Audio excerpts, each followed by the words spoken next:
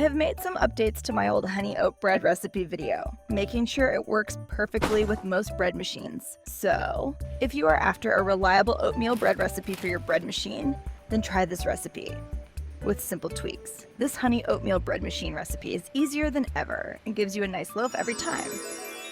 To make this soft honey oat bread, start by adding 300 milliliters of lukewarm water to the bread pan.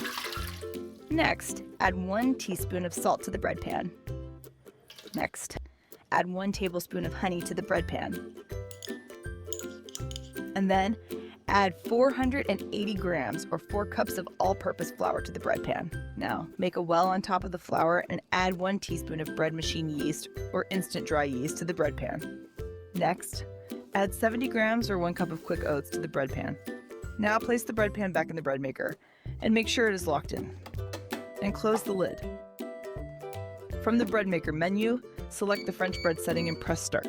If the French bread setting is not available, use the basic or regular setting instead. And now, let the bread machine do its thing by mixing and kneading all the ingredients until they come together into a smooth dough. Once the dough is ready, the machine will bake it into a delicious golden loaf of honey oat bread. When the bread is ready and your kitchen smells absolutely amazing, take the bread pan out of the machine. Now, let's check out how this honey oat bread turned out. The loaf does not look as rounded as the sweet potato bread from my last video, but it still looks really nice and rustic with its golden crust and hearty appearance. Let's slice it up to check the texture and see how it tastes. This honey oat bread has a wonderfully soft and tender texture with a lovely, slightly chewy crumb. The sweetness from the honey adds a nice touch, and the oats give it a hearty, wholesome feel.